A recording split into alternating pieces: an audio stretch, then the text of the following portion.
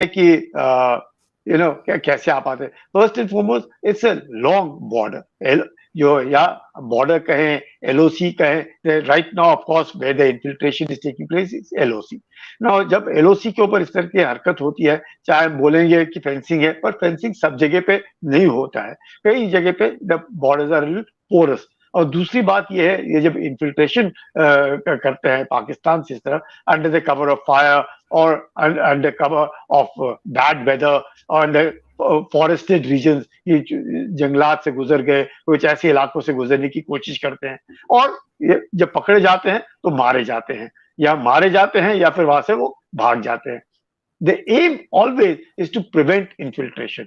अब सवाल ये है, इन्फिल्ट्रेशन क्यों होता है? अगर दोनों देश पड़ोसी हैं और एक दूसरे के ऊपर साथ रहना चाहते हैं, तो मेरा मानना यह है कि इन्फिल्ट्रेशन नहीं होना चाहिए, क्योंकि अगर इन्फिल्ट्रेशन होगा तो माहौल खराब होता है। और ये इन्फिल्ट्रेशन इसलिए होता है, ये टेररिस्ट के तौर पर, कि भारत के अंदर आए, नुकसान पहुंचाया, और खासकर कश्मीर में नुकसान पहुंचाया, और फिर या तो फिर मारे जाते हैं। अमूमन वो जो है इन्फिल्ट्रेशन के वक्त ही मारे जाते हैं, या वहीं से वो भाग जाते हैं जैसे फायरिंग शुरू हो जाती है।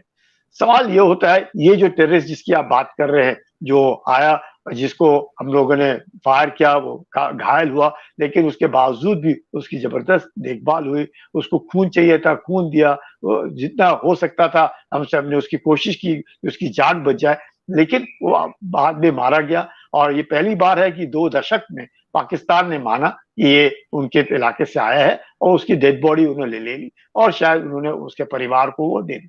अभी ये जो लड़का है, ये पहले भी आया है, और पहली बार भी अपने भाई के साथ आया था, और उस वक्त अंडर ह्यूमैनिटेरियन ग्राउंड्स उसको वापस भेज दिया। इस बार फिर आया, अब 4-5 साथियों के साथ आया, और उसके साथ हथियार भी पकड़ा गया है, और इस तरह की हरकतें करते हैं।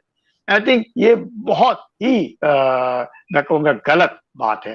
क्यों गलत है? क्योंकि अगर सीज फायर का हम लोगों के दोनों देशों के बीच में समझौता है, अगर हम दोनों देशों ने अपने संबंध सुधारने हैं, हम दोनों देशों ने पड़ोसी बनकर के रहना है, क्योंकि कुछ भी हो जाए पड़ोसी तो रहेंगे, चाहे संबंध हो अच्छे या खराब हो, पड़ोसी तो पड़ोसी है। तो क्यों ना हम दोनों एक दूसरे के साथ अच्छे संबंध रखें। और संबंध तब अच्छे हो सकते हैं, क्योंकि बातचीत तब होगी जब आतंकवाद नहीं फैलाया जाएगा। बातचीत होना, आतंकवाद या फिर ट्रेड, ये सब साथ नहीं चल सकता है। और ये बार बार भारत की सरकार भी कहती आई है, और सब कोई कहेगा, ये भाई trade and terrorism can't go together, talks and terrorism can't go together. किसी ने तो कहीं पर तो बंदिश लगानी है। ये मुझे लगता है कि एक तरीके से ऑब्सेशन हो गया है पाकिस्तान की फौज को। और वो ऑब्सेशन जो है कि भाई हमने किसी भी तरीके से हेट इंडिया, मतलब कुछ भी हो जाए, पाकिस्तान की फौज शायद ये एक तरीके से मकसद रहा है to bleed India with 1,000 cuts. So whatever has happened in 71, in which they lost the war, new nation was created, Bangladesh, which was erstwhile East Pakistan. उसके बाद से अंडर जियाउल हक जो जिस तरीके से पॉलिसी चेंजेस हुए हैं, और जिस तरीके से इस्लामाइजेशन हुआ है, जिस तरीके से रेडिकलाइजेशन हुआ है, फर्स्ट एंड फॉरमोस्ट आरजू जी, मेरा मानना है कि Pakistan was created for Muslims from India.